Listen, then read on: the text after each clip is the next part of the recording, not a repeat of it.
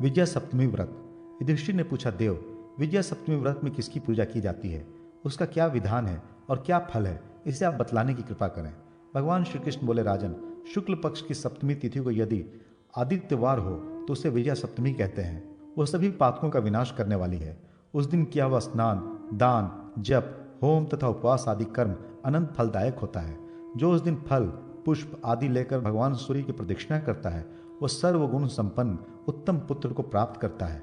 पहली प्रदक्षिणा नारियल फलों से, दूसरी रक्त नागर से, तीसरी बिजौरा नींबू से, चौथी कदली फल से, पांचवी श्रेष्ठ कुष्मांड से, छठी पके हुए तेंदु के फलों से और सातवीं वृंताक फलों से करें अथवा अष्टोत्तर शत प्रदक्षिणा करें। मोती, पद्मराग, नीलम, पन्ना, गोमेद, हीरा और वैदुर्य आदि से प्रदक्षिणा करें तथा अखरोट, बेर, बिल्व, करौंदा, आम्र, आमड़ा, जामुन आदि जो भी उस काल में फल फूल मिले उससे प्रदक्षिणा करें। प्रदक्षिणा करते समय बीच में बैठे नहीं, न किसी को स्पर्श करें और न किसी से बात करें। एकाग्र चित्त से प्रदक्षिणा करने से सूर्य भगवान प्रसन्न होते हैं। गौ के घृत से वसोर धारा भी दें। किंकणी युक्त ध्वजा तथा श्वेत छत्र चढ़ाएं और फिर कुमकुम, गंध, पुष्प, धूप तथा नैवेद्य आदि उपचारों से पूजन कर मंत्र से भगवान सूर्य से क्षमा याचना करें। इस व्रत में उपवास, नक्त व्रत अथवा आयाचित व्रत करें। इस विजया सप्तमी का नियम पूर्वक व्रत करने से रोगी रोग से मुक्त हो जाता है, दरिद्र लक्ष्मी प्राप्त करता है, पुत्रहीन पुत्र प्राप्त करता है तथा विद्यार्थी विद्या प्राप्त करता है। शुक्ल पक्ष के आदित्यवार युक्त 7 सप्तमियों में नक्त व्रत कर मूंग का भोजन करना चाहिए। भूमि पर पलाश के पत्तों पर शयन करना चाहिए। इस प्रकार व्रत की समाप्ति पर सूर्य भगवान का पूजन कर षडक्षर मंत्र से अष्टोत्तर शत हवन करें। स्वर्ण पात्र में सूर्य प्रतिमा स्थापित कर रक्त वस्त्र, गौ और दक्षिणा मंत्र का उच्चारण करते हुए ब्राह्मण को प्रदान करें। तदनंतर शय्यादान, श्राद्ध, पितृ तर्पण आदि कर्म करें। इस व्रत के करने से यात्रियों की यात्रा प्रशस्त हो जाती है। विजय की इच्छा वाली राजा को युद्ध में विजय अवश्य प्राप्त होती है। इसलिए लोक में यह विजय सप्तमी के नाम से विश्रुत है। इस व्रत को करने वाला पुरुष संसार के समस्त सुखों को भोग कर सूर्य लोक में निवास करता है और फिर पृथ्वी पर जन्म ग्रहण कर दानी, भोगी, विद्वान, दीर्घायु, निरोग, सुखी और हाथी, घोड़े तथा रत्नों से संपन्न बड़ा प्रतापी राजा होता है। यदि स्त्री इस व्रत को करे तो वह पुण्य भागनी होकर उत्तम फलों को प्राप्त करती है। राजन, इसमें आपको किंचित भी संदेह नहीं करना। भगवान श्री कृष्ण बोले, महाराज, अब मैं समस्त अशुभों के निवारण करने वाले श्रेष्ठकर आदित्य मंडल के दान का वर्णन करता हूँ। जौ अथवा गोधूम के चूर्ण में गुड़ मिलाकर उसे गौ के घृत में भली भांति पकाकर सूर्य मंडल के समान एक अति सुंदर अपूप बनाए और फिर सूर्य भगवान का पूजन कर उनके आगे रक्त चंदन का मंडप अंकित कर उसके ऊपर वह सूर्य मंडलात्मक मंडप रखें। ब्राह्मणों को सादर आमंत्रित कर रक्त वस्त्र तथा दक्षिणा सहित वो मंडक मंत्र को पढ़ते हुए ब्राह्मण को प्रदान करें। ब्राह्मण भी उसे ग्रहण कर मंत्र बोले। इस प्रकार विजय सप्तमी को मंडक का दान करें और सामर्थ्य होने पर सूर्य भगवान की प्रीति के लिए शुद्ध भाव से नित्य ही मंडक प्रदान करें। इस विधि से जो मंडक का दान करता है वह भगवान सूर्य के अनुग्रह से राजा होता है और स्वर्ग लोक में भगवान सूर्य की तरह। महाराज युधिष्ठिर ने कहा, भगवान, धन, सौख्य तथा समस्त मनोवांछित कामनाओं को प्रदान करने वाली किसी सप्तमी व्रत का आप वर्णन करें। भगवान श्री कृष्ण बोले, राजन, उत्तरायण के व्यतीत हो जाने पर शुक्ल पक्ष में पुरुषवाची नक्षत्र में आदित्यवार को सप्तमी तिथि व्रत ग्रहण करें। धान, तिल, जौ, उड़द, मूंग, गेहूं, मधु, निंद भोजन, मैथुन, कांस पात्र में भोजन, तैलाभ्यंग, अंजन और शिला पर पिसी हुई वस्तु, इन सब का षष्ठी तिथि को प्रयोग ना करें। इन पदार्थों का षष्ठी के दिन परित्याग कर केवल चना का भोग करें और देवता, मुनि तथा पीतर इन सब का तर्पण कर भगवान सूर्य का पूजन करें। घृत युक्त तिल और जौ का हवन कर भगवान सूर्य का ध्यान करता हुआ भूमि पर शयन करें। इस विधि से जो 1 वर्ष तक व्रत करता है वह अपने सभी मनोवांछित फल को। मुक्ताभरण सप्तमी व्रत कथा। भगवान श्री कृष्ण बोले, महाराज युधिष्ठिर, एक बार महर्षि लोमेश मथुरा आए और वहां मेरे माता पिता देवकी, वसुदेव ने उनकी बड़ी श्रद्धा से आवभगत की। फिर वे प्रेम से बैठकर अनेक प्रकार की कथाएं कहने लगे।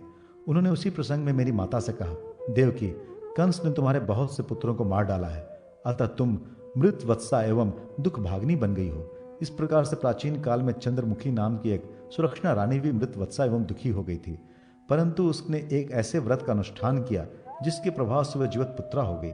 इसलिए देवकी, तुम भी उस व्रत के अनुष्ठान के प्रभाव से वैसी हो जाओगी, इसमें संशय नहीं।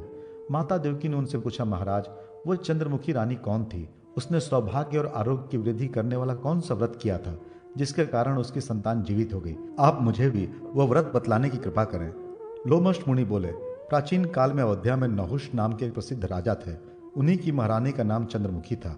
राजा के पुरोहित की पत्नी मनमानिका से रानी चंद्रमुखी की बहुत प्रीति थी।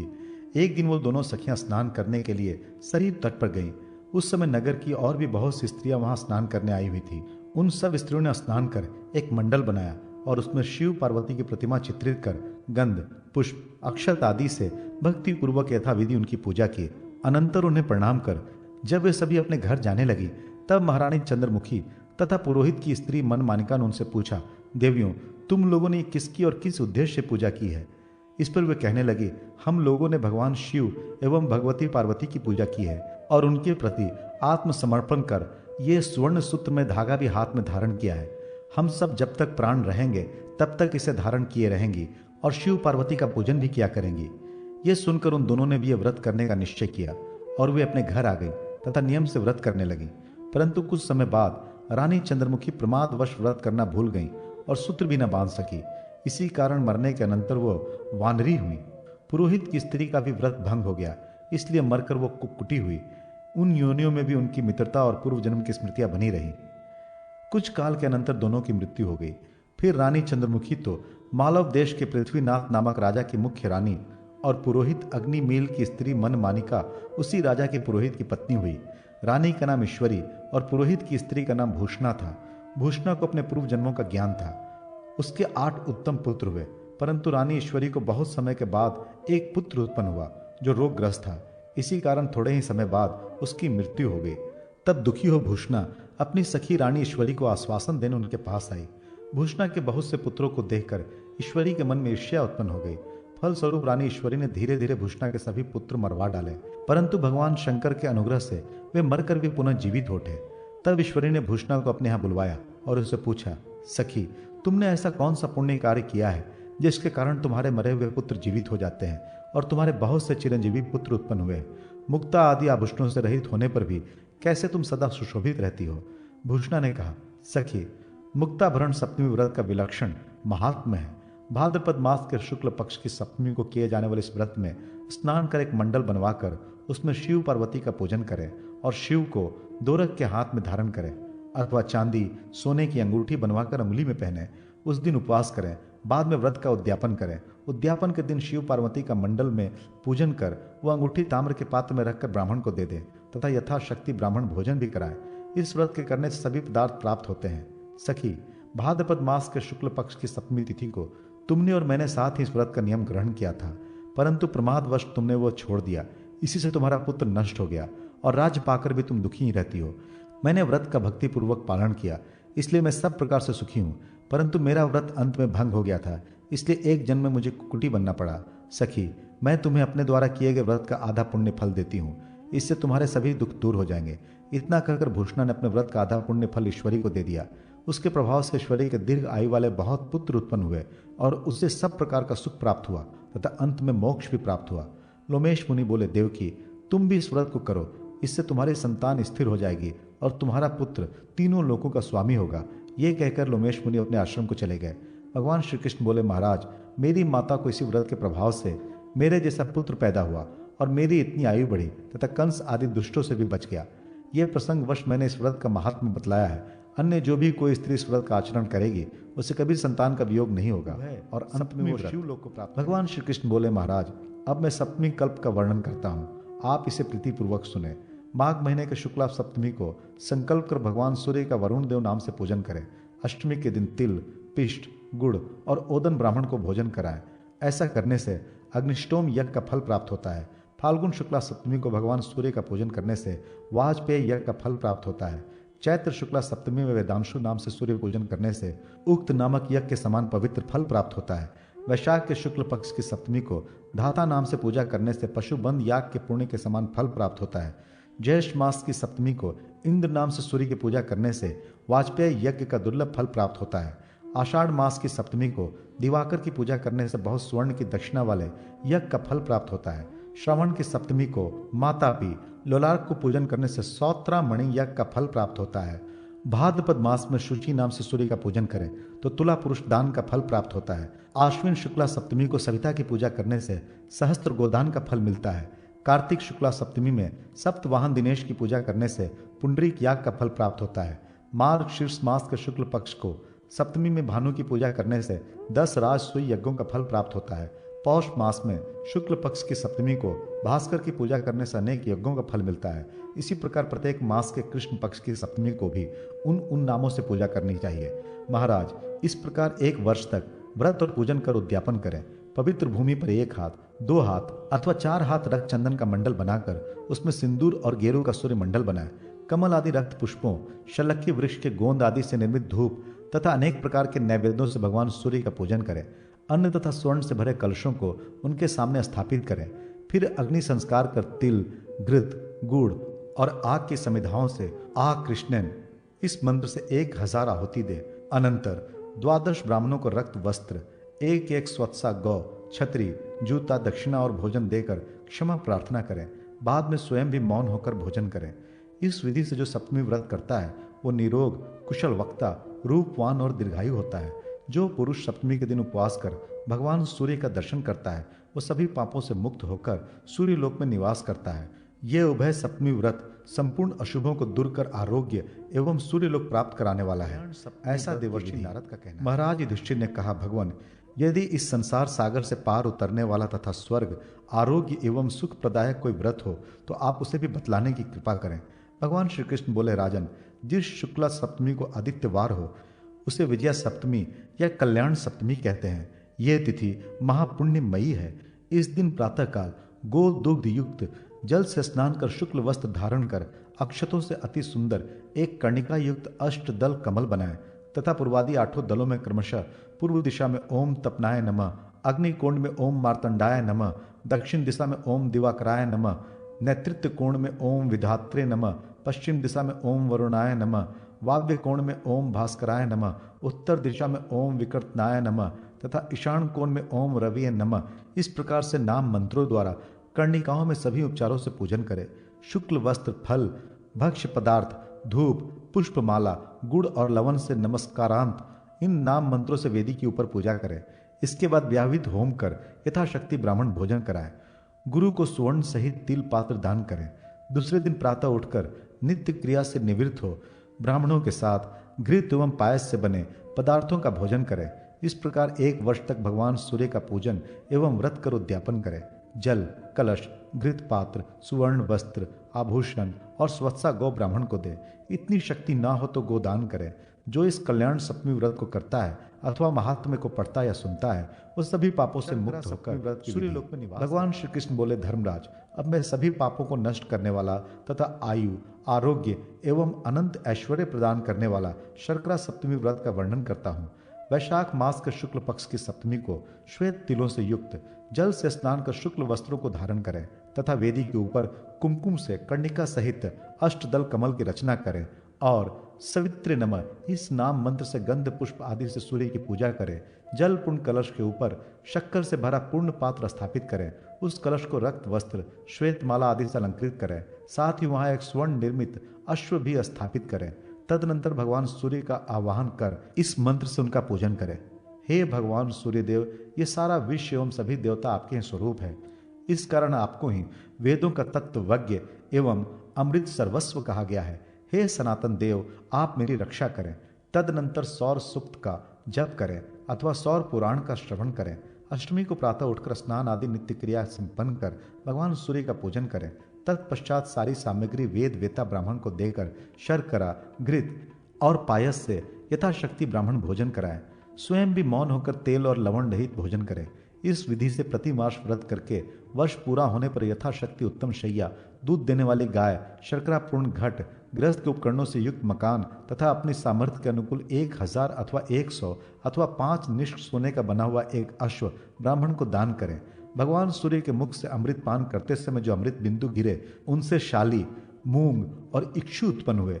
शर्करा इक्षु का सार है, इसलिए हव्य कव्य में शर्करा का उपयोग करना भगवान सूर्य को अति प्रिय है एवं यह शर्करा अमृत रूप है। यह शर्करा सप्तमी व्रत अश्वमेघ यज्ञ का फल देने वाला है।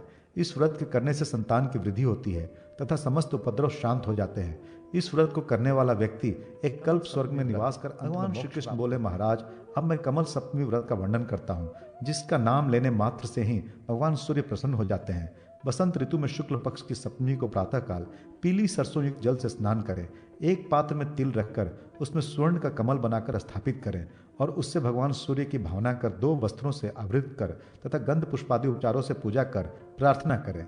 तदनंतर वस्त्र, माला तथा अलंकारों से सुसज्जित उस उदक कुंभ को प्रतिमा सहित ब्राह्मण की पूजा कर प्रदान कर दें। दूसरे दिन अष्टमी को यथाशक्ति ब्राह्मणों को भोजन कराएं और स्वयं भी तेल आदि से रहित विशुद्ध भोजन करें। इसी प्रकार वर्ष पर्यंत प्रत्येक मास की शुक्ल सप्तमी को भक्तिपूर्वक व्रत करें। व्रत की समाप्ति पर भक्तिपूर्वक स्वर्ण कमल, स्वर्ण की पयस्विनी गौ, अनेक पात्र, आसन, दीप तथा अन्य सामग्रियां ब्राह्मण को दान में दें। इस विधि से जो कमल सप्तमी का व्रत करता है वह अनंत लक्ष्मी को प्राप्त करता है और सूर्यलोक में प्रसन्न होकर निवास करता है। कल्प कल्प भर 7 लोकों में निवास करता हुआ अंत में परम गति को भगवान श्री कृष्ण बोले, राजन अब मैं एक दूसरी सप्तमी का वर्णन कर रहा हूँ। वो शुभ सप्तमी कहलाती है। इसमें उपवास कर व्यक्ति रोग, शोक तथा दुखों से मुक्त हो जाता है। इस पुण्यप्रद व्रत में अश्वनी मास में शुक्ल पक्ष की सप्तमी तिथि को स्नान करके पवित्र हो ब्राह्मणों द्वारा स्वस्ति वाचन कराएं। तदनंतर गंध, माल्य तथा अनुलेपन आदि से भक्ति पूर्वक कपिला गौ का निम्नलिखित मंत्र से पूजन करें। देवी, आप सूर्य से उत्पन्न हुई हैं और संपूर्ण लोकों की आश्रय दात्री हैं। आपका शरीर सुशोभन मंगलों से युक्त है। आपको मैं समस्त सिद्धियों की प्राप्ति के निमित्त नमस्कार करता हूँ। तत्पश्चात ताम्र पात्र में एक सेर तिल रखकर उस पर वृषभ की स्वर्ण प्रतिमा स्थापित करें और उसकी वस्त्र, माल्य, गुड़ आदि से पूजा करें। सायंकाल में अर्यमा प्रियताम ये कहकर सब सामग्री भक्तिपूर्वक ब्राह्मण को निवेदित करें। रात्रि में पंचगव्य का प्राशन करें तथा भूमि पर ही मात्सर्य रहित होकर शयन करें। प्रातः भक्तिपूर्वक ब्राह्मणों को पूजा आदि से संतुष्ट करें। प्रत्येक मास में 2 वस्त्र, स्वर्ण में वृषभ और गौ आदि का पूजन पूर्वक दान करें।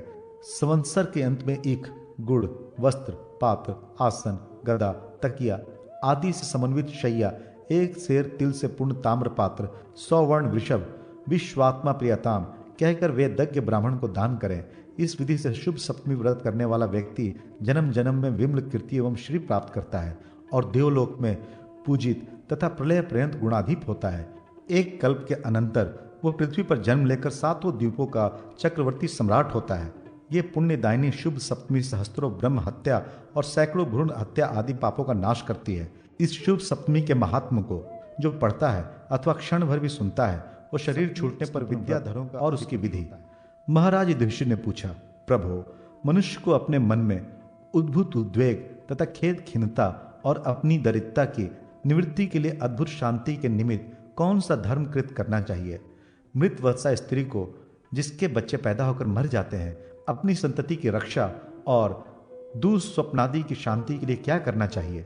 भगवान श्री कृष्ण बोले, राजन, पूर्व जन्म के पाप इस जन्म में रोग, दुर्गति तथा इष्ट जनों की मृत्यु के रूप में फलित होते हैं। उनके विनाश के लिए मैं कल्याणकारी सप्तमी स्नपन नामक व्रत का वर्णन कर रहा हूँ। ये लोगों की पीड़ा का विनाश करने वाला है। जहाँ दूध में शिशुओं, वृद्धों, आतुरों और नवयुवकों की आकस्मिक मृत्यु होती देखी जाती है, वहीं उसकी शांति के लिए इस मृत वत्साभिषेक को बतला रहा हूँ। ये समस्त अद्भुत उत्पातों, उद्वेगों और चित्त भ्रमों का भी विनाशक है। वराह कल्प के वैवस्वत मनवंतर में सतयुग में है वंशीय क्षत्रियों के कुल की शोभा बढ़ाने वाला कृतवीर्य नामक एक राजा हुआ था। उसने 77,000 वर्ष तक धर्म और नीति पूर्वक समस्त प्रजाओं का पालन किया। उसके 100 पुत्र थे जो च्यवन मुनि के शाप से दग्ध हो गए। फिर राजा ने भगवान सूर्य की विधि पूर्वक उपासना प्रारंभ की। कृतवीर्य के उपवास व्रत, पूजा और स्तोत्रों से संतुष्ट होकर भगवान सूर्य ने उसे अपना दर्शन दिया और कहा, कृतवीर्य, तुम्हें एक सुंदर एवं चिराई पुत्र उत्पन्न होगा जिसका नाम कार्तवीर्य होगा, किंतु तुम्हें अपने पूर्व कृत पापों को विनिष्ट करने के लिए स्नपन सप्तमी नामक व्रत करना पड़ेगा।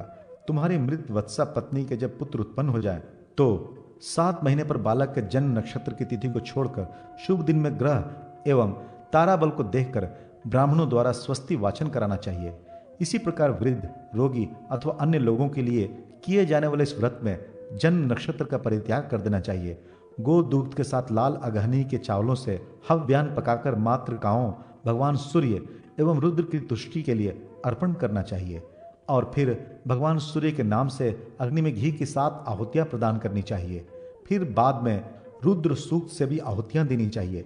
इस आहुति में आग एवं पलाश की समिधाएं प्रयुक्त करनी चाहिए तथा हवन कार्य के लिए तिल, जौ एवं घी की 108 आहुतियां प्रदान करनी चाहिए। हवन के बाद शीतल गंगा जल से स्नान करना चाहिए। तदनंतर हाथ में कुश लिए हुए वेदज्ञ ब्राह्मण द्वारा चारों कोणों में 4 सुंदर कलश स्थापित कराएं। पुनः उसके बीच में छिद्र रहित 5वां कलश स्थापित करें। उसे दही अक्षत से विभूषित करके सूर्य संबंधी 7 ऋचाओं से अभिमंत्रित कर दें।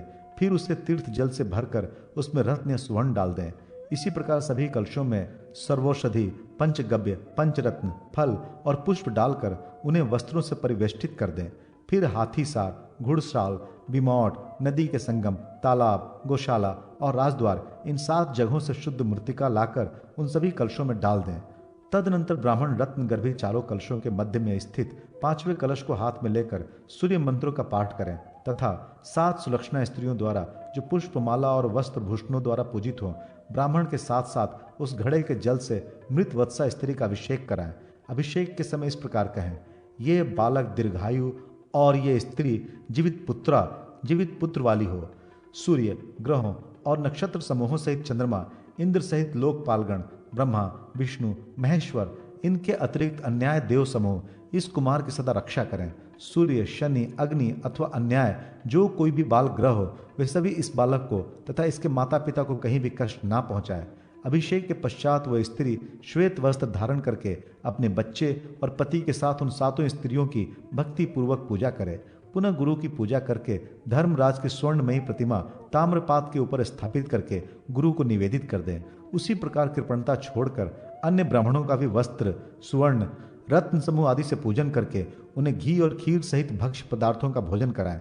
भोजनोपरांत गुरुदेव को बालक की रक्षा के लिए इन मंत्रों का उच्चारण करना चाहिए। ये बालक दीर्घायु हो और 100 वर्षों तक सुख का उपभोग करे। इसका जो कुछ भी पाप था उसे वर्णवानल में डाल दिया गया। ब्रह्मा, रुद्र, वसुगण, स्कंद, विष्णु, इंद्र और अग्नि ये सभी दुष्ट ग्रहों से इसकी रक्षा करें और सदा इसके लिए वरदायक हों। इस प्रकार के वाक्यों का उच्चारण करने वाले गुरुदेव का यजमान पूजन करें।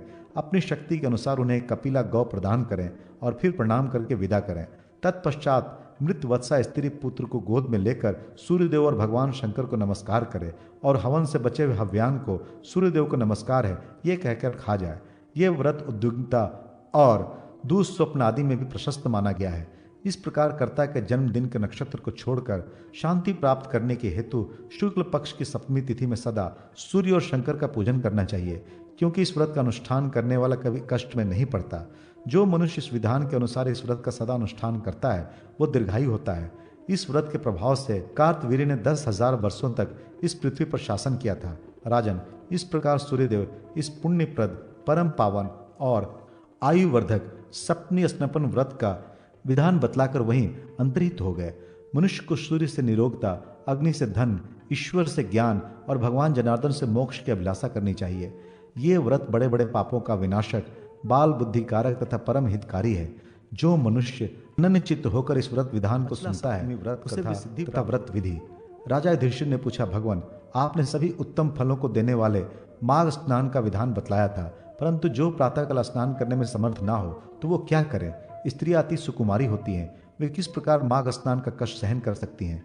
इसलिए आप कोई ऐसा उपाय बताएं कि थोड़े से परिश्रम से भी नारियों को रूप, सौभाग्य, संतान और अनंत पुण्य प्राप्त हो जाए। भगवान श्री कृष्ण बोले, महाराज, मैं अचला सप्तमी का अत्यंत गोपनीय विधान आपको बतलाता हूँ, जिसके करने से सब उत्तम फल प्राप्त हो जाते हैं। इस संबंध में आप एक कथा सुने। मगध देश में अति रूपवती इंदुमती नामक एक वेश्या रहती थी। एक दिन वह वेश्या प्रातःकाल बैठी बैठी संसार की अनुवस्थिति का इस प्रकार चिंतन करने लगी। देखो, यह विषय रूपी संसार सागर कैसा भयंकर है, जिसमें डूबते हुए जीव जन्म, मृत्यु, जरा आदि से तथा जल जंतुओं से पीड़ित होते हुए भी किसी प्रकार पार उतर नहीं पाते। ब्रह्मा जी के द्वारा निर्मित ये प्राणी समुदाय अपने किए गए कर्म रूपी ईंधन से एवं काल रूपी अग्नि से दग्ध कर दिया जाता है। प्राणियों के जो धर्म, अर्थ, काम से रहित दिन व्यतीत होते हैं, फिर वे कहाँ वापस आते हैं? जिस दिन स्नान, दान, तप, होम, स्वाध्याय, पितृतर्पण आदि सत्कर्म नहीं किया जाता, वो दिन व्यर्थ है। पुत्र, स्त्री, घर, क्षेत्र तथा धन आदि की चिंता में सारी आयु बीत जाती है और मृत्यु आकर भी दबोचती है। इस प्रकार कुछ निर्विण उद्गिन होकर सोचती विचारती वो इंदुमती वैश्या महर्षि वशिष्ठ के आश्रम में गई और उन्हें प्रणाम कर हाथ जोड़कर कहने लगी, महाराज, मैंने ना तो कोई दान किया, ना जप तप व्रत उपवास आदि सत्कर्मों का अनुष्ठान किया और न शिव विष्णु आदि किन्हीं देवताओं की आराधना की। अब मैं इस भयंकर संसार से भयभीत होकर आपकी शरण में आई हूँ। आप मुझे कोई ऐसा व्रत बतलाएं जिससे मेरा उद्धार हो जाए। वशिष्ठ जी बोले, वरान्य, तुम माघ मास के शुक्ल पक्ष की सप्तमी को स्नान करो, जिससे रूप सौभाग्य और सदगति आदि सभी फल प्राप्त होते हैं। षष्ठी के दिन एक बार भोजन कर सप्तमी को प्रातः काल ही ऐसे नदी तट अथवा जलाशय पर जाकर दीपदान और स्नान करो जिसके जल को किसी ने स्नान कर हिलाया ना हो, क्योंकि जल मल को प्राक्षलित कर देता है। बाद में यथाशक्ति दान भी करो, इससे तुम्हारा कल्याण होगा। वशिष्ठ जी का ऐसा वचन सुनकर इंदुमती अपने घर वापस लौट आई और उनके द्वारा बताई गई विधि के अनुसार उसने स्नान ध्यान आदि कर्मों को संपन्न किया। सप्तमी के स्नान के प्रभाव से बहुत दिनों तक सांसारिक सुखों का उपभोग करती हुई वो देह त्याग के पश्चात देवराज इंद्र की सभी अप्सराओं में प्रधान नायिका के पद पर अधिष्ठित हुई। ये अचला सप्तमी संपूर्ण पापों को प्रशमन करने वाली तथा सुख सौभाग्य की वृद्धि करने वाली है। राजा युधिष्ठिर ने पूछा, भगवान, अचला सप्तमी का महात्म तो आपने बतलाया, कृपा कर अब स्नान का विधान भी बतलाएं। भगवान श्री कृष्ण बोले, महाराज, षष्ठी के दिन एक भुक्त होकर सूर्य नारायण का पूजन करें। यथा संभव सप्तमी को प्रातः काल ही उठकर नदी या सरोवर पर जाकर अरुणोदय आदि वेलों में बहुत सवेरे स्नान करने की चेष्टा करें। स्वर्ण, चांदी अथवा ताम्र के पात्र में कुसुम की रंगी हुई बत्ती और तिल का तेल डालकर दीपक प्रज्वलित करें।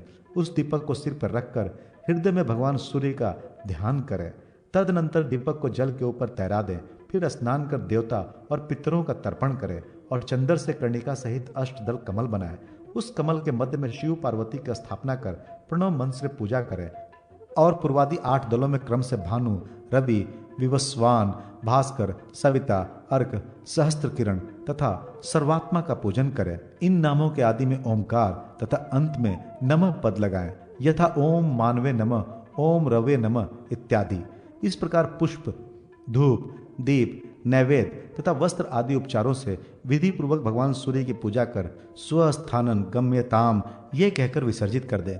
बाद में ताम्र अथवा मिट्टी के पात्र में गुड़ और घृत सहित तिल चूर्ण तथा स्वर्ण का ताल पत्राकार एक कान का आभूषण बनाकर पात्र में रख दें। अनंतर रक्त वस्त्र से उसे ढककर पुष्प धूपादि से पूजन करें और वो पात्र दौर्भाग्य तथा दुखों के विनाश की कामना से ब्राह्मण को दे दें। अनंतर पुत्र, पशु, वृत्त समन्वित मेरे ऊपर भगवान सूर्य प्रसन्न हो जाए ऐसी प्रार्थना करें। फिर गुरु को वस्त्र, तिल, गौ और दक्षिणा देकर यथाशक्ति अन्य ब्राह्मणों को भोजन कराकर व्रत समाप्त करें। जो पुरुष इस विधि से अचला सप्तमी को स्नान करता है उसे संपूर्ण माघ स्नान का फल प्राप्त होता है। जो इस महात्मा को भक्ति से कहेगा या सुनेगा तथा लोगों को इसका उपदेश करेगा, बुधाष्टमी व्रत कथा तथा महात्मा। भगवान श्री कृष्ण बोले, महाराज, अब मैं बुधाष्टमी व्रत का विधान बतलाता हूँ, जिसे करने वाला कभी नरक का मुख नहीं देखता। इस विषय में आप एक आख्यान सुने। सतयुग के प्रारंभ में मनु के पुत्र राजा इल हुए। वे अनेक मित्रों तथा भृत्यों से घिरे रहते थे।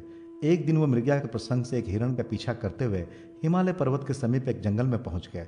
उस वन में प्रवेश करते ही वे सहसा स्त्री रूप में परिणित हो गए। वो वन शिवजी और माता पार्वती जी का विहार क्षेत्र था। वहाँ शिव जी की आज्ञा थी कि जो पुरुष इस वन में प्रवेश करेगा वो तत्क्षण ही स्त्री हो जाएगा। इस कारण राजा इल भी स्त्री हो गए। अब वे स्त्री रूप में वन में विचार करने लगे। वे ये नहीं समझ सके कि मैं कहाँ आ गया हूँ। उस समय चंद्रमा के पुत्र कुमार बुध की दृष्टि उन पर पड़ी। उसके उत्तम रूप पर आकृष्ट हो बुध ने उसे अपनी स्त्री बना लिया। इला से एक पुत्र उत्पन्न हुआ जिसका नाम पुरुरवा था। पुरुरवा से ही चंद्रवंश का प्रारंभ हुआ। जिस दिन बुध ने इला से विवाह किया उस दिन अष्टमी तिथि थी, इसलिए बुधाष्टमी जगत में पूज्य हुई। यह बुधाष्टमी संपूर्ण पापों का प्रशमन तथा उपद्रवों का नाश करने वाली है। राजन, अब मैं आपको एक दूसरी कथा सुना रहा हूँ। विदेह राजाओं की नगरी मिथिला में निमि नामक एक राजा थे। वे शत्रुओं द्वारा लड़ाई के मैदान में मार डाले गए। उनकी स्त्री का नाम था उर्मिला। उर्मिला जब राजच्युत एवं निराश्रित हो इधर उधर घूमने लगी तब अपने बालक और कन्या को लेकर वो अवंती देश चली गई और वहां एक ब्राह्मण के घर में कार्य कर अपना निर्वाह करने लगी। वह विपत्ति से पीड़ित थी। गेहूं पीसते समय वो थोड़े से गेहूं चुरा कर रख लेती और उसी से क्षुधा से पीड़ित अपने बच्चों का पालन करती। कुछ समय बाद उर्मिला का देहांत हो गया। उर्मिला का बड़ा पुत्र बड़ा हो गया। वह अवंती से मिथिला आया और पिता के राज्य को पुनः प्राप्त कर शासन करने लगा। उसकी बहन श्यामला विवाह योग्य हो गई थी। वह अत्यंत रूपवती थी। अवंती देश के राजा धर्मराज ने उसके उत्तम रूप की चर्चा सुनकर उसे अपनी रानी बना लिया। एक दिन धर्मराज ने अपनी प्रिया श्यामला से कहा, वैधी नंदिनी, तुम और सभी कामों को तो करना, परंतु ये 7 स्थान जिनमें ताले बंद है, इनमें तुम कभी मत जाना। श्यामला ने बहुत अच्छा कहकर पति की बात मान ली, परंतु उसके मन में कुतूहल बना रहा। एक दिन जब धर्मराज अपने किसी कार्य में व्यस्त थे, तब श्यामला ने एक मकान का ताला खोलकर देखा कि उसकी माता उर्मिला को अति भयंकर यमदूत बांधकर तप्त तेल के कड़ाह में बार बार डाल रहे हैं। लज्जित होकर श्यामला ने वो कमरा बंद कर दिया। फिर दूसरा खोला तो देखा कि वहां भी उसकी माता को यमदूत शिला के ऊपर रखकर पीस रहे हैं और माता चिल्ला रही है। इसी प्रकार उसने तीसरे कमरे को खोलकर देखा कि यमदूत उसकी माता के मस्तक में लोहे की कील ठोक रहे हैं। इसी तरह चौथे में अति भयंकर श्वान उसका भक्षण कर रहे हैं। पांचवें में लोहे के संदर्भ से उसे पीड़ित कर रहे हैं। छठे में कोल्हू के बीच ईख के समान पेरी जा रही है। और 7वें स्थान पर ताला खोलकर देखा तो वहां भी उसकी माता को हजारों कृमि भक्षण कर रहे हैं और वो रुधिर आदि से लथपथ हो रही है। ये देखकर श्यामला ने विचार किया कि मेरी माता ने ऐसा कौन सा पाप किया जिससे वो इस दुर्गति को प्राप्त हुई। ये सोचकर उसने सारा वृत्तांत अपने पति धर्मराज को बतलाया। धर्मराज बोले, प्रिय, मैंने इसीलिए कहा था कि ये 7 ताले कभी न खोलना, नहीं तो तुम्हें वहां पश्चाताप होगा। तुम्हारी माता ने संतान के स्नेह से ब्राह्मण के गेहूं चुराए थे। क्या तुम इस बात को नहीं जानती हो जो तुम मुझसे पूछ रही हो? यह सब उसी कर्म का फल है। ब्राह्मण धन स्नेह से भी भक्षण करे तो भी 7 कुल अधोगति को प्राप्त होते हैं, और चुराकर खाए तो जब तक चंद्रमा और तारे हैं तब तक नरक से उद्धार नहीं होता। जो गेहूं उसने चुराए थे वही कृमि बनकर उसका भक्षण कर रहे हैं। श्यामला ने कहा, महाराज, मेरी माता ने जो कुछ भी पहले किया वो सब मैं जानती हूँ, फिर भी अब आप कोई ऐसा उपाय बतलाएं जिससे मेरी माता का नरक से उद्धार हो जाए। इस पर धर्मराज ने कुछ समय विचार किया और कहने लगे, प्रिय, आज से 7 जन्म पूर्व तुम भी ब्राह्मणी थी। उस समय तुमने अपनी सखियों के साथ जो बुधाष्टमी का व्रत किया था, यदि उसका फल तुम संकल्प पूर्वक अपनी माता को दे दो तो इस संकट से उसकी मुक्ति हो जाएगी। यह सुनते ही श्यामला ने स्नान कर अपने व्रत का पुण्य फल संकल्प पूर्वक माता के लिए दान कर दिया। व्रत के फल के प्रभाव से उसकी माता भी उसी क्षण दिव्य देह धारण कर विमान में बैठकर अपने पति सहित स्वर्ग लोक को चली गई और बुध ग्रह के समीप स्थित हो गई। राजन, अब इस व्रत के विधान को भी आप सावधान होकर सुने। जब जब शुक्ल पक्ष की अष्टमी को बुधवार पड़े तो उस दिन एक भुक्त व्रत करना चाहिए। पूर्वाह्न में नदी आदि में स्नान करें और वहां से जल से भरा नवीन कलश लाकर घर में स्थापित कर दें। उसमें सोना छोड़ दें और बांस के पात्र में पकवान भी रखें। 8 बुधाष्टमियों का व्रत करें और 8 में क्रमशः ये 8 पकवान मोदक, फेनी, घी का पूप, वटक, श्वेत, कसार से बने पदार्थ, सुहालक, खांड युक्त अशोक वर्तिका और फल, पुष्प तथा फेनी आदि अनेक पदार्थ बुध को निवेदित कर बाद में स्वयं भी अपने इष्ट मित्रों के साथ भोजन करें। साथ ही बुधाष्टमी की कथा भी सुने। बिना कथा सुने भोजन ना करें। बुध की 1 मासे 8 रत्ती 1 मासा या आधे मासे की स्वर्णा की प्रतिमा बनाकर गंध, पुष्प, नैवेद्य, पीत, वस्त्र तथा दक्षिणा आदि से उसका पूजन करें। पूजन के मंत्र इस प्रकार हैं: ओम बुधाय नमः, ओम सुमत्मजाय नमः, ओम दुर्बुद्धि नाशनाय नमः, ओम सुबुद्धि प्रदाय नमः, ओम तारा जाताय नमः, ओम सोम ग्रहाय नमः तथा ओम सर्व सौख्य प्रदाय नमः। तदनंतर निम्नलिखित मंत्र पढ़कर मूर्ति के साथ साथ वो भोज्य सामग्री तथा अन्य पदार्थ ब्राह्मण को दान कर दें। ब्राह्मण भी मूर्ति आदि ग्रहण कर मंत्र पढ़ें। इस विधि से जो बुधाष्टमी का व्रत करता है वो 7 जन्म तक जाति स्मर होता है। धन, धान्य, पुत्र, पौत्र, दीर्घ आयुष्य एवं ऐश्वर्य आदि संसार के सभी पदार्थों को प्राप्त कर अंत समय में नारायण का स्मरण करता हुआ तीर्थ स्थान में प्राण त्याग करता है और प्रलय पर्यंत स्वर्ग में निवास करता है। जो इस विधान को सुनता है वो भी ब्रह्म हत्यादि पापों से मुक्त हो जाता है। श्री कृष्ण जन्माष्टमी व्रत की कथा एवं विधि। राजा युधिष्ठिर ने कहा, अच्युत, आप विस्तार से अपने जन्मदिन जन्माष्टमी व्रत का विधान बतलाने की कृपा करें। भगवान श्री कृष्ण बोले, राजन, जब मथुरा में कंस मारा गया उस समय माता देवकी मुझे अपनी गोद में लेकर रोने लगी। पिता वासुदेव भी मुझे तथा बलदेव जी को आलिंगित कर गदंग वाणी से कहने लगे, आज मेरा जन्म सफल हुआ, जो मैं अपने दोनों पुत्रों को कुशल से देख रहा हूं। सौभाग्य से आज हम सभी एकत्र मिल रहे हैं। हमारे माता पिता को अति हर्षित देखकर बहुत से लोग वहां एकत्र हुए और मुझसे कहने लगे, भगवान, आपने बहुत बड़ा काम किया जो इस दुष्ट कंस को मारा। हम सभी इससे बहुत पीड़ित थे। आप कृपा कर यह बतलाएं कि आप माता देवकी के गर्भ से कब आविर्भूत हुए थे। हम सब उस दिन महोत्सव मनाया करेंगे। आपको बार बार नमस्कार है। हम सब आपकी शरण में हैं। आप हम सभी पर प्रसन्न होइए। उस समय पिता वासुदेव जी ने भी मुझसे कहा था कि अपना जन्मदिन इन्हें बता दो। तब मैंने मथुरा निवासी जनों को जन्माष्टमी व्रत का रहस्य बतलाया और कहा, पूर्ववासियों, आप लोग मेरे जन्मदिन को विश्व में जन्माष्टमी के नाम से प्रसारित करें। प्रत्येक धार्मिक व्यक्ति को जन्माष्टमी का व्रत अवश्य करना चाहिए। जिस समय सिंह राशि पर सूर्य और वृष राशि पर चंद्रमा था, उस भाद्रपद मास के कृष्ण पक्ष की अष्टमी तिथि को अर्धरात्रि में रोहिणी नक्षत्र में मेरा जन्म हुआ। वासुदेव जी के द्वारा माता देवकी के गर्भ से मैंने जन्म लिया। यह दिन संसार में जन्माष्टमी नाम से विख्यात होगा। प्रथम यह व्रत मथुरा में प्रसिद्ध हुआ और बाद में सभी लोकों में इसकी प्रसिद्धि हो गई। इस व्रत के करने से संसार में शांति होगी, सुख प्राप्त होगा और प्राणी वर्ग रोग रहित होगा। महाराज युधिष्ठिर ने कहा, भगवान, अब आप इस व्रत का विधान बतलाएं जिसके करने से आप प्रसन्न होते हैं। भगवान श्री कृष्ण बोले, महाराज, इस एक ही व्रत के कर लेने से 7 जन्म के पाप नष्ट हो जाते हैं। व्रत के पहले दिन दंत धावन आदि करके व्रत का नियम ग्रहण करें। व्रत के दिन मध्याह्न में स्नान कर माता भगवती देविका का एक सूतिका ग्रह बनाएं। उसे पद, रागमणि और वनमाला आदि से सुशोभित करें। गोकुल की भांति गोप, गोपी, घंटा, मृदंग, शंख और मांगल्य कलश आदि से समन्वित तथा अलंकृत सूतिका ग्रह के द्वार पर रक्षा के लिए खड़ग, कृष्ण छाग, मुशल आदि रखें। दीवालों पर स्वास्तिक आदि मांगलिक चिन्ह बना दें। षष्ठी देवी की भी नैवेद्य आदि के साथ स्थापना करें। इस प्रकार यथाशक्ति उस सूतिका ग्रह को विभूषित कर बीच में पर्यंक के ऊपर मुझ सहित अर्धसुप्तावस्था वाली तपस्विनी माता देवकी की प्रतिमा स्थापित करें।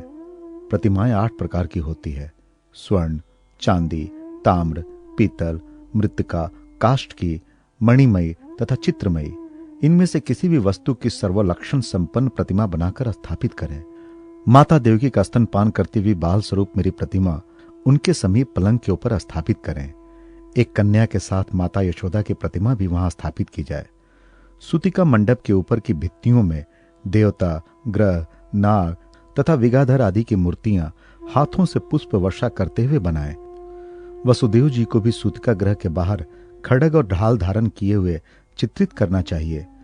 वसुदेव जी महर्षि कश्यप के अवतार हैं और देवकी माता अदिति की। बलदेव जी शेषनाग के अवतार हैं। नंद बाबा दक्ष प्रजापति के, यशोदा दिति की और गर्ग मुनि ब्रह्मा जी के अवतार हैं। कंस काल नेमिका अवतार है। कंस के पहरेदारों को सूतिका ग्रह के आसपास निद्रा अवस्था में चित्रित करना चाहिए। गौ, हाथी आदि तथा नास्तिक गाती हुई अप्सराओं और गंधर्वों की प्रतिमा भी बनाए। एक और कालिये नाग को यमुना के हृदय में स्थापित करें। इस प्रकार अत्यंत रमणीय नव सूतिका ग्रह में देवी देवका का स्थापन कर भक्ति से गंध, पुष्प, अक्षत, धूप, नारियल, दाडिम, ककड़ी, बीजपुर, सुपारी, नारंगी तथा पनस आदि जो फल उस देश में उस समय प्राप्त हों, उन सब से पूजन कर माता देवकी की इस प्रकार प्रार्थना करें। जिनके चारों ओर किन्नर आदि अपने हाथों में वेणु तथा वीणा वाघों के द्वारा स्तुति गान कर रहे हों और जो अभिषेक पात्र, आदर्श, मंगलमय कलश तथा चंवर हाथों में लिए श्रेष्ठ मुनि गणों द्वारा सेवित हैं तथा जो कृष्ण जन्नी भली भात बिछे हुए पलंग पर विराजमान हैं, उन कमनीय स्वरूप वाली सुवदना देव माता अदिति स्वरूपा देवी देविकी की जय हो। उस समय यह ध्यान करें कि कमलासन लक्ष्मी देविकी के चरण दबा रही हो। उन देवी लक्ष्मी की नमो दैव्य महादैव्य शिवाय सतंत नमः इस मंत्र से पूजा करें। इसके बाद ओम देवके नमः, ओम वासुदेवाय नमः, ओम बलभद्राय नमः, ओम श्री कृष्णाय नमः, ओम सुभद्राय नमः, ओम नंदाय नमः तथा ओम यशोदाय नमः इन नाम मंत्रों से सबका अलग अलग पूजन करें। कुछ लोग चंद्रमा के उदय हो जाने पर चंद्रमा को अर्घ्य प्रदान कर हरि का ध्यान करते हैं। उन्हें मंत्रों से हरि का ध्यान करना चाहिए। मंत्रों से भगवान श्री हरि का ध्यान करके योगेश्वराय, योग संभवाय, योग पतये, गोविंदाय नमो नमः इस मंत्र से प्रतिमा को स्नान कराना चाहिए। अनंतर योगेश्वराय, यज्ञ संभवाय, यज्ञ पतये, गोविंदाय नमो नमः इस मंत्र से अनुलेपन, अर्घ्य, धूप, दीप आदि अर्पण करें। तदनंतर विश्वाय विश्वेश्वराय, विश्व संभवाय, विश्व पतये गोविंदाय नमो नमः इस मंत्र से नैवेद्य निवेदित करें। दीप अर्पण करने का मंत्र इस प्रकार है: धर्मेश्वराय, धर्मपते, धर्म संभवाय, गोविंदाय नमो नमः। इस प्रकार वेदी के ऊपर रोहिणी सहित चंद्रमा, वसुदेव, देवकी, नंद, यशोदा और बलदेव जी की पूजन करें। इससे सभी पापों से मुक्ति हो जाती है। चंद्रोदय के समय इस मंत्र से चंद्रमा का अर्घ्य प्रदान करें। आधी रात को गुड़ और घी से वसुधारा की आहुति देकर षष्ठी देवी की पूजा करें। उसी क्षण नामकरण आदि संस्कार भी करने चाहिए। नवमी के दिन प्रातःकाल मेरे ही समान भगवती का भी उत्सव करना चाहिए। इसके अनंतर ब्राह्मणों को भोजन कराकर कृष्णों में प्रियताम कहकर यथाशक्ति दक्षिणा देनी चाहिए और मंत्र भी पढ़ना चाहिए। इसके बाद ब्राह्मणों को विदा करें और ब्राह्मण कहे, शांतिरस्तु शिवम चास्तु। धर्मनंदन, इस प्रकार जो मेरा भक्त पुरुष अथवा नारी देवी देवकी की इस महोत्सव को प्रतिवर्ष करता है, वो पुत्र, संतान, आरोग्य, धन धान्य, सद्ग्रह, दीर्घ आयुष्य और राज्य तथा सभी मनोरथों को प्राप्त करता है। जिस देश में ये उत्सव किया जाता है, वहां जन्म मरण, आवागमन की व्याधि, अवृष्टि तथा इति भांति आदि का कभी भय नहीं रहता। मेघ समय पर वर्षा करते हैं। पांडु पुत्र, जिस घर में यह देवकी व्रत किया जाता है, वहां अकाल मृत्यु नहीं होती और ना गर्भपात होता है तथा वैधव्य, दौर्भाग्य एवं कलह नहीं होता। जो एक बार भी इस व्रत को करता है, वो विष्णु लोक को प्राप्त होता है। इस व्रत के करने वाले संसार के सभी सुखों को भोग कर अंत में विष्णु लोक एवं वास करते हैं। दुर्वाष्टमी व्रत का विधान। भगवान श्री कृष्ण बोले, महाराज, भाद्रपद मास के शुक्ल पक्ष की अष्टमी तिथि को अत्यंत पवित्र दुर्वाष्टमी व्रत होता है। जो पुरुष इस पुण्य दुर्वाष्टमी व्रत का श्रद्धापूर्वक व्रत करता है, उसके वंश का क्षय नहीं होता। ध्रुवा के अंकुरों की तरह उसके कुल की वृद्धि होती रहती है। महाराज युधिष्ठिर ने पूछा, लोकनाथ, ये ध्रुवा कहां से उत्पन्न हुई, कैसे चिराई हुई तथा यह क्यों पवित्र मानी गई और लोक में वंद तथा पूज्य कैसे हुई, इसे भी बताने की कृपा करें। भगवान श्री कृष्ण बोले, देवताओं के द्वारा अमृत की प्राप्ति के लिए क्षीर सागर के मथे जाने पर भगवान विष्णु ने अपनी जंघा पर हाथ से पकड़कर मंदराचल को धारण किया था। मंदराचल के वेग से भ्रमण करने के कारण रगड़ से विष्णु भगवान के जो रोम उखड़कर समुद्र में गिरे थे, पुनः समुद्र की लहरों द्वारा उछाले गए वही रोम हरित वर्ण के सुंदर एवं शुभ ध्रुवा के रूप में उत्पन्न हुए। उसी ध्रुवा पर देवताओं ने मंथन से उत्पन्न अमृत का कुंभ रखा। उससे जो अमृत के बिंदु गिरे, उनके स्पर्श से वह ध्रुवा अजर अमर हो गई। वो देवताओं के लिए पवित्र तथा वंग हुई। देवताओं ने भाद्रपद की शुक्ला अष्टमी को गंध, पुष्प, धूप, दीप, नैवेद्य, खजूर, नरिकेल, द्राक्षा, कपित, नारंग, आम्र, बीजपुर, दाड़िम आदि फलों तथा दही, अक्षत माला आदि से मंत्रों द्वारा उसका पूजन किया। देवताओं के साथ ही उनकी पत्नियां तथा अप्सराओं ने भी उसका पूजन किया। मर्त्य लोक में वेदवती, सीता, दमयंती आदि स्त्रियों के द्वारा भी सौभाग्यदायिनी ये ध्रुवा पूजित हुई और सभी ने अपना अपना अभिष्ट प्राप्त किया।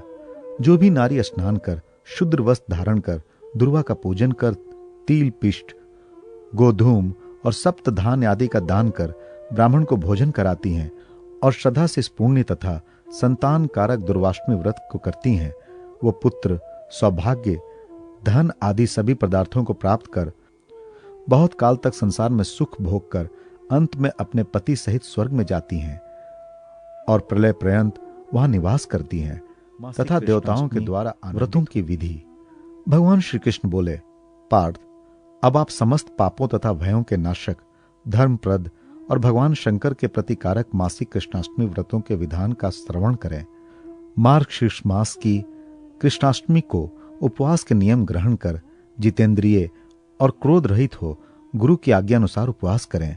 मध्याह्न के अनंतर नदी आदि में स्नान कर गंध, उत्तम पुष्प, गुग्गुल धूप, दीप, अनेक प्रकार के नैवेद्य तथा तांबुल आदि उपचारों से शिवलिंग का पूजन कर काले तिलों से हवन करें। इस मास में शंकर जी का पूजन करें और गोमूत्र पान कर रात्रि में भूमि पर शयन करें। इससे अति रात्र यज्ञ का फल प्राप्त होता है। पौष मास की कृष्णाष्टमी को शंभु नाम से महेश्वर का पूजन कर घृत प्राशन करने से वाजपेय यज्ञ का फल प्राप्त होता है। माघ मास की कृष्णाष्टमी को महेश्वर नाम से भगवान शंकर का पूजन कर गो दुग्ध प्राशन करने से अनेक यज्ञों का फल प्राप्त होता है। फाल्गुन मास की कृष्णाष्टमी में महादेव नाम से उनका पूजन कर तिल भक्षण करने से 8 राजसूय यज्ञों का फल प्राप्त होता है। चैत्र मास की कृष्णाष्टमी में स्थाणु नाम से शिव का पूजन कर यव का भोजन करने से अश्वमेध यज्ञ का फल मिलता है। वैशाख मास की कृष्णाष्टमी में शिव नाम से इनका पूजन कर रात्रि में कुशोदक पान करने से 10 पुरुष मेध यज्ञों का फल मिलता है।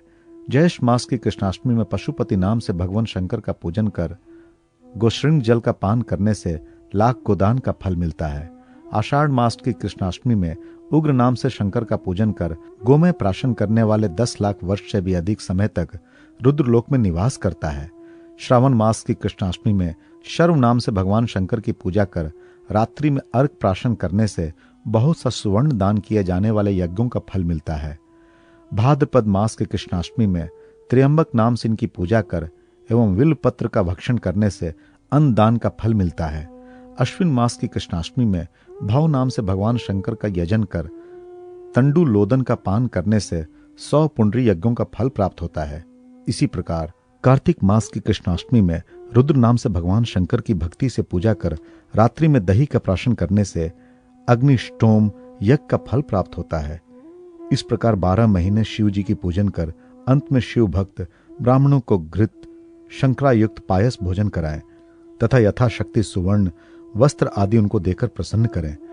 काले तिल से पूर्ण 12 कलश, छाता, जूता तथा वस्त्र आदि ब्राह्मणों को देकर दूध देने वाले स्वत्सा एक कृष्ण वर्ग की गौ भी महादेव जी को निवेदित करें।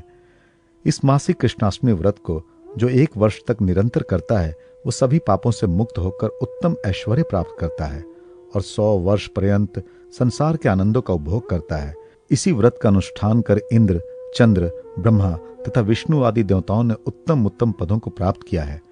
जो स्त्री पुरुष इस व्रत को भक्ति पूर्वक करते हैं वे उत्तम विमानों में बैठकर देवताओं द्वारा स्तुत होते हुए शिवलोक में जाते हैं और भगवान शंकर के ऐश्वर्य से संपन्न हो जाते हैं। वहां 8 कल्प पर्यंत निवास करते हैं और जिस व्रत के महात्म्य को सुनता है वो सभी पापों से मुक्त हो जाता है।